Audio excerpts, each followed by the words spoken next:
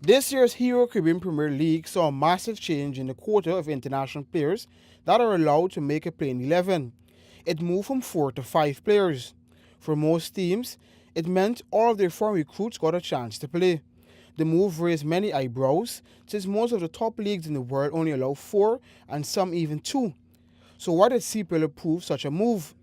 Head of Public Relations and Communications Peter Miller, during an exclusive interview with Newsroom Sport in Barbados, explained the motive for the increase and its ramifications. While I can understand some of the concerns that people may have, I still think that there's a huge amount of developmental opportunities for Caribbean cricketers across the Caribbean with the CPL.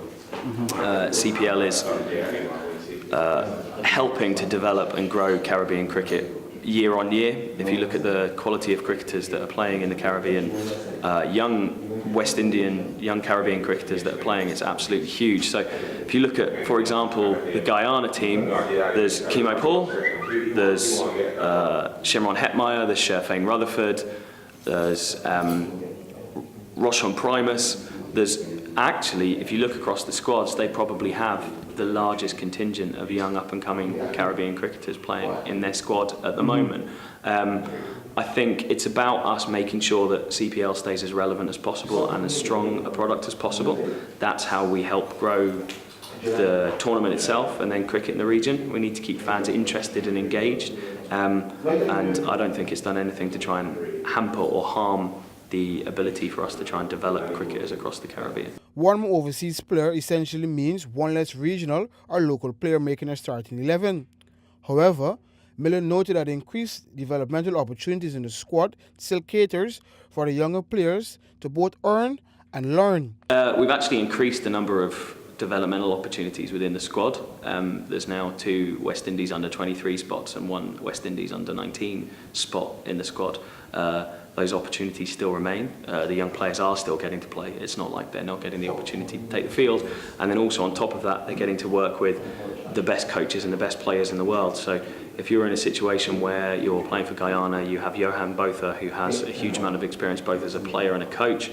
Then you've got Shoaib Malik, Sohail Tanvir, all these guys that should just be your absolute role model in terms of turning you into a wonderful player. If there's any West Indian cricketers that can see the way that Luke Ronchi goes about his business, it's just a wonderful opportunity for them to learn both on and off the field. So I would say that while I can understand the concern, I'm not convinced it's legitimate, and I still think CPL's doing a huge amount to try and develop cricket across the region. The 6th edition of the tournament comes to an end on Sunday, September 16th, and there are different views about the impact it has made with regards to unearthing raw talent which can be then developed to play for West Indies. Miller highlighted players who he believes might have not progressed to stardom had it not been for the biggest party in sport.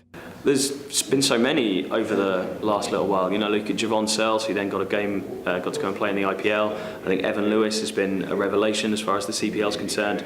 Rovman Powell, who came from absolute obscurity to be one of the big players, again playing IPL cricket, playing for the West Indies. There's so many players that have made a big impact, and I would say probably the breakout star for me at this tournament has been another Caribbean cricketer in O'Shane Thomas for Jamaica. If you look at the way he bowled at Kensington Oval the other night, the ball that he bowled to Shea Hope was just unreal. So I think there's lots and lots of exciting Caribbean talent, and I think being in this environment in a tournament that's a world-class cricket tournament, that the training's world-class, everything about it is as you would expect to see anywhere in the world, with world-class coverage and analysis and coaching.